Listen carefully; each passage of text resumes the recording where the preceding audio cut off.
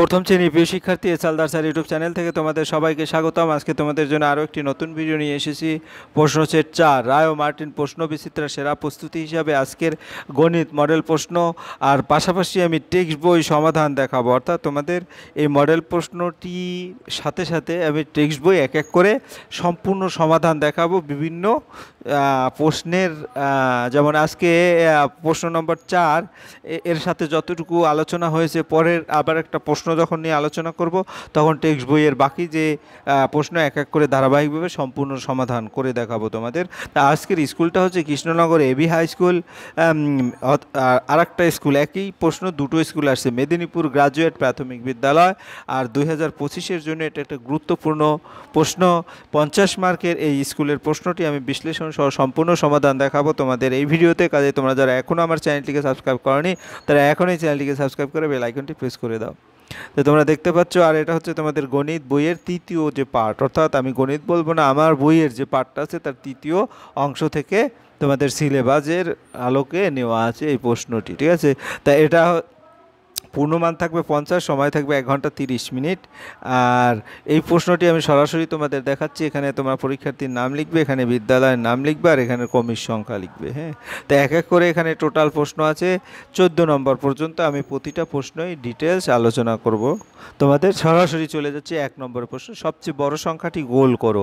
1 নম্বরের প্রশ্ন, তাহলে এখানে 72, 57, 63, 49 এবং 28, এর মধ্যে সবচেয়ে বড় সংখ্যা 72। এরপর খ নম্বর প্রশ্ন 57, 69, 77, হ্যাঁ, তারপরে 46, 52, এর মধ্যে সবচেয়ে বড় সংখ্যা হচ্ছে 77, আমরা 77কে গোল করব। এরপরে 2 নম্বরে সবচেয়ে ছোট সংখ্যাটি গোল করো। তাই এখানে 73, 32, 62, 28, 29, এখানে সবচেয়ে ছোট সংখ্যা 28, ঠিক আছে, এটা গোল করেছি। এরপরে খ নম্বরে 65, 30, 60, 70, 51, এর মধ্যে সবচেয়ে ছোট সংখ্যা হচ্ছে 30, ঠিক আছে। এরপর বড় থেকে ছোট সাজাও। তাই সবচেয়ে বড় হচ্ছে কত? 87, হ্যাঁ, এই যে 87।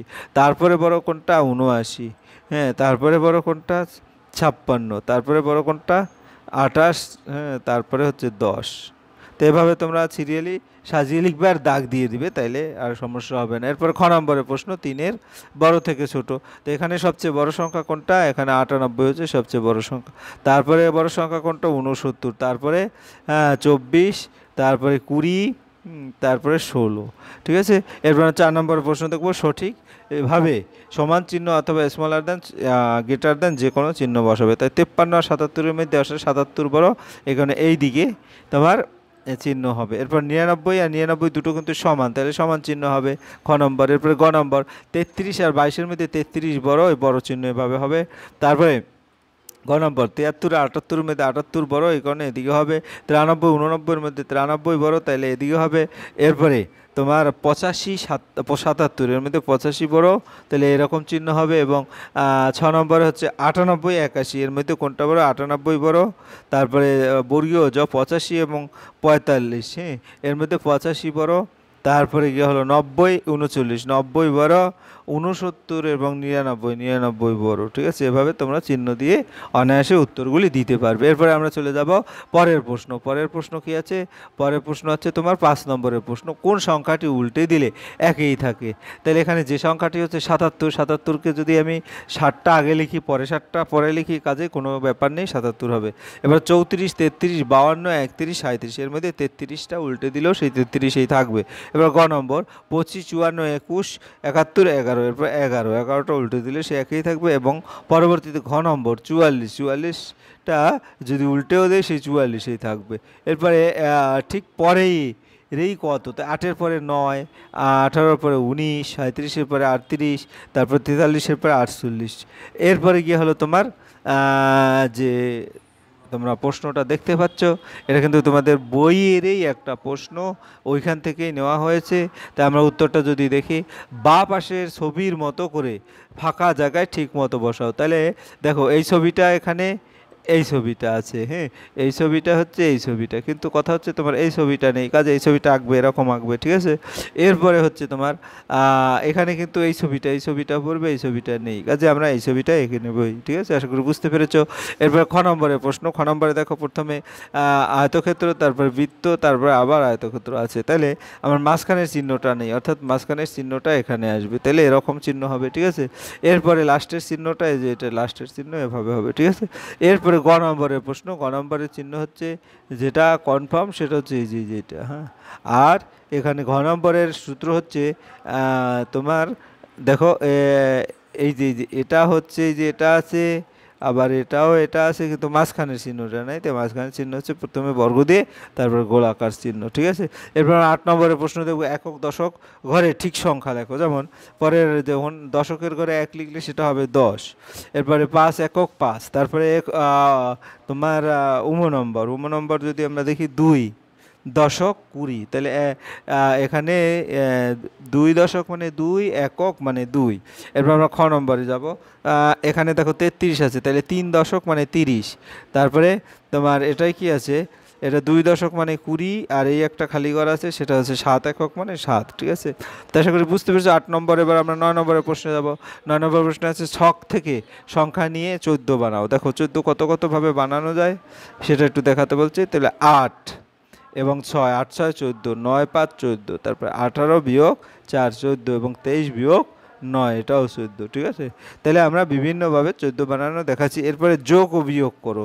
তাহলে একক দশক শতক আকারে যেহেতু দেওয়া আছে আমরা বিয়োগ করব। বিয়োগ করলে যেমন 8 থেকে 9 যাবে না, এখান থেকে ধার আনবো মানে এখান থেকে, এখানে থাকলো 4 আর এখানে থাকলো 1 দশক অর্থাৎ 10। 10 থেকে আমি যদি এখান থেকে 1 নিয়ে যাই তাহলে এটা হবে 9, আর এখানে 1 10 মানে 18 হয়ে যাবে। তো 18 থেকে আমি 9 বাদ গেলে 9 থাকে, আর এখানে 9 থেকে 0 গেলে 0 থাকবে, হ্যাঁ। আর বাকি যে বিয়োগটা অর্থাৎ 4 থেকে 5 না, এখন কিন্তু 4 থেকে তাহলে সেটা 0 হয়ে যাবে, ঠিক আছে। এরপর আমরা খ নম্বরের বিয়োগটা দেখব। শতক দশক একক আছে এরকম করে, কিন্তু এটাও তুমি কিন্তু ওইভাবে বিয়োগ করতে পারবে। যেমন এখানে 5 আছে, 5টা কেটে দিয়ে আমরা এখান থেকে ধার নিয়ে 15 লিখবো। 15 থেকে 8 গেলে 7 থাকে, আর এখানে কিন্তু 2 নেই, এখানে 1 আছে, 1 আর 1 11 আছে, আর এখানে কিন্তু 7 নাই, এখানে 6 আছে, হ্যাঁ। তাহলে 11 থেকে 4 গেলে 7 থাকে, আর 6 থেকে 5 গেলে 1 থাকে, ঠিক আছে। এভাবে উত্তরটা হবে। এরপর গ নম্বর 5 5 10 0, 7 আর 1 8, 3 380। এরপরে যে কোনো 3টি প্রশ্নের উত্তর দাও। একটি পুকুরে 216টি মাছ ছাড়া হলো, কিছুদিন পর আরও 119টি মাছ ছাড়া হলো। এখন পুকুরে কতগুলো মাছ ছাড়া আছে, হ্যাঁ। তাহলে এখন পুকুরে মাছ আছে একটি, দেখো আমি যদি বলি 226টি মাছ এবং 119টি মাছ যোগ করব, তো 9 6 15 5, 2 এর 1 3 3, 2 এর 1 3, অর্থাৎ 3 এর 1 4, 345টি মাছ, অর্থাৎ এখন পুকুরে 345টি মাছ আছে। তুমি 604 টাকা নিয়ে বাজারে গেলে এবং 460 টাকার বাজার করলে তোমার কাছে কত টাকা রইল? তাই বাজারে গেলাম 604 টাকা নিয়ে, বাজার করলাম 466 টাকা, তাহলে বিয়োগ করলে কত আসবে? আমার কাছে থাকলো 138 টাকা, এখন আমার কাছে 138 টাকা রইল। এবারে আমরা সবগুলো একক দশক এবং শতক হিসাবে আমাদের যোগ করতে বলেছে। একক দশক শতক নিয়ে যোগ করো। তাহলে এখানে 32কে যদি আমি লিখি 0 3 2, তারপরে 407কে 4 2 7, তারপরে একক হচ্ছে 2 6 7, এটা যদি যোগ করি তাহলে 7 7 14 2 16, আর 14 18, আর 6 আর 2 8 8 8 8 আর 3 11 আর 1 12, 4 আর 2 6 আর 1 7, ঠিক আছে। এভাবে যোগফলটা লিখে দেবে। এরপরে আমরা যদি চলে যাই 13 নম্বরের প্রশ্নে, যোগ করে লেখো। তো যোগ করে লিখবো কীভাবে? যেমন একটু যদি লক্ষ্য করো, 7 আর 5, এই যে 7 আর এই 5 যোগ করলে হয় 12, তারপরে এই যে 7 আর 10 যোগ করলে হয় 17, তারপরে এই যে 7 আর 3 যোগ করলে হয় 10, তারপরে এই যে 7 13 যোগ করলে হয় 20, তারপরে 7 11 যোগ করলে হয় 18, 7 আর 5 যোগ করলে হয় 12, এবং 7 8 যোগ করলে 15, 9 7 যোগ করলে 16, হ্যাঁ। এরপরে আমরা 14 নম্বরের প্রশ্নে যাব। এক কথায় এক সপ্তাহে কত দিন? হ্যাঁ, আমরা জানি এক সপ্তাহে 7 দিন, তাহলে আমরা 7 দিন লিখে দেবো।